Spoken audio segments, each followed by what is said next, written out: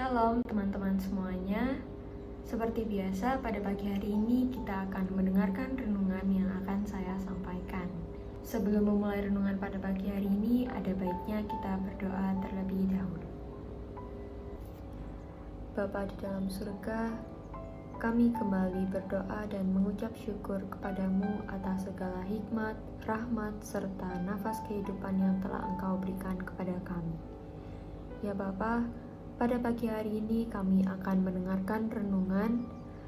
Hendaknya Engkau hadir di tengah-tengah kami dan berkatilah juga agar renungan ini bisa berjalan dengan baik dari awal, pertengahan, hingga akhir. Terima kasih ya Bapa, dalam namamu kami berdoa dan mengucap syukur. Amin. Renungan hari ini bertemakan tentang pilihan.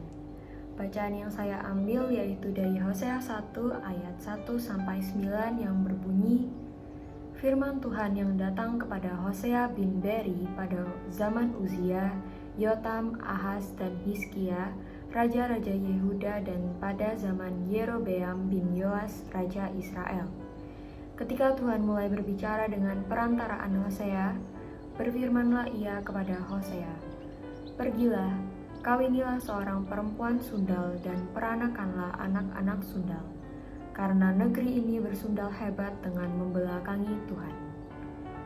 Maka pergilah ia dan mengawini Gomer binti Diblaim, lalu mengandunglah perempuan itu dan melahirkan baginya seorang anak laki-laki.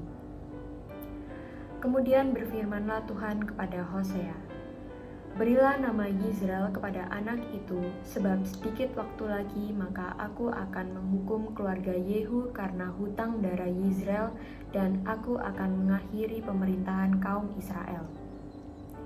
Maka pada waktu itu aku akan mematahkan busur panah Israel di lembah Yizreel." Lalu perempuan itu kembali mengandung lagi dan melahirkan seorang anak perempuan. Berfirmanlah Tuhan kepada Hosea, "Berilah nama Lo-ruhama kepada anak itu, sebab aku tidak akan menyayangi lagi kaum Israel, dan sama sekali tidak akan mengampuni mereka. Tetapi aku akan menyayangi kaum Yehuda dan menyelamatkan mereka demi Tuhan, Allah mereka.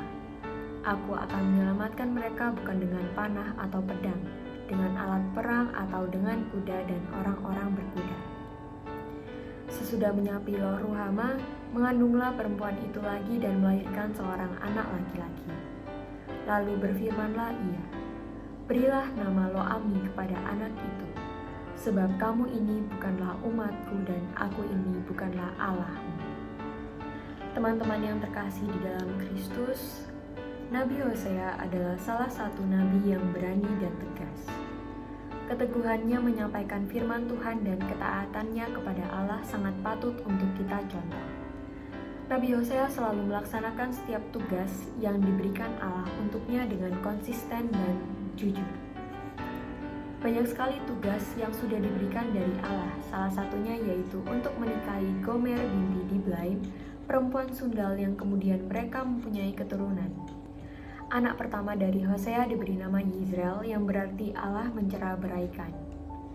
Anak keduanya yaitu seorang perempuan diberi nama Lo-ruhama, yang berarti tiada lagi dikasihi. Anak ketiga, seorang laki-laki diberi nama Lo-ami, yang berarti bukan umatku. Nama dari ketiga anak dari Nabi Hosea merupakan hasil dari perintah Allah. Jika kita perhatikan dengan seksama, sangat jelas bahwa nama-nama anak dari Hosea merujuk pada sikap dan tindakan Allah terhadap bangsa Israel. Bangsa Israel telah memilih untuk meninggalkan Allah, maka Allah pun akan mencerai-beraikan mereka. Tidak hanya itu, Allah juga menolak bangsa Israel sebagai umatnya. Teman-teman semuanya, saya mempunyai sebuah kisah yang berhubungan dengan tema renungan kita pada pagi hari ini. Kisahnya saya ambil dari salah satu tokoh film yang bernama Frodo Baggins. Frodo Baggins adalah tokoh protagonis utama di dalam film The Lord of the Rings. Mungkin banyak dari kalian yang sudah tidak asing lagi ketika mendengar nama Frodo Baggins. Semula Frodo adalah hobbit yang hidup tenang bersama sahabat-sahabatnya. Namun, Kehidupannya berubah drastis ketika ia menjadi pewaris sebuah cincin dari pamannya yang bernama Bilbo Baggins. Cincin itu ternyata mengandung kekuatan yang dapat mempengaruhi hati manusia. Frodo yang sudah terpilih menjadi pembawa cincin itu dipercaya oleh rekan-rekannya untuk membawa dan menghancurkan cincin itu. Selama perjalanan menuju Gunung Dom atau gunung di mana cincin itu bisa dihancurkan, Frodo selalu dihadapkan oleh dua pilihan, yaitu menghancurkan cincin itu agar situasi dunia kembali aman atau menggunakan cincin itu untuk keuntungan pribadinya. Sama seperti Frodo Baggins, di dalam hidup ini kita selalu dihadapkan dengan berbagai pilihan. Ada pilihan yang mudah, juga ada pilihan yang sukar. Kita seringkali membutuhkan banyak sekali pertimbangan, termaksud pertimbangan tentang dampak atau resiko dari pilihan yang akan kita ambil. Karena ketika kita salah memilih, maka akan menimbulkan suatu persoalan yang dapat menyulitkan kehidupan kita. Hari ini, kita semua diajak untuk merenungkan tentang pengalaman bangsa Israel yang salah memilih. Sebagai umat pilihan Allah, seharusnya bangsa Israel memilih untuk setia dan taat kepada Allah. Akan tetapi justru sebaliknya, bangsa Israel memilih untuk meninggalkan dan melupakan Allah. Begitu juga dengan kisah dari Frodo Baggins, yang berhasil memilih pilihan yang benar dan berhasil membuat situasi dunia menjadi aman dan damai seperti semula. Dari kisah-kisah tersebut, kita bisa belajar bahwa pilihan yang salah, khususnya berkaitan dengan iman kepercayaan kita kepada Allah, dapat menimbulkan hukuman yang berat. Tidak hanya jauh dari Allah, tetapi kita juga akan kehilangan rahmat keselamatan Allah yang sudah diberikan dalam karya Yesus Kristus. Karena itulah, marilah kita lebih bisa memilih antara yang benar dan yang salah. Juga kita harus meninggalkan segala yang dapat membuat kita jatuh di dalam dosa. Pilihlah pilihan yang benar, yaitu hidup di dalam kasih dan iman kepada Allah.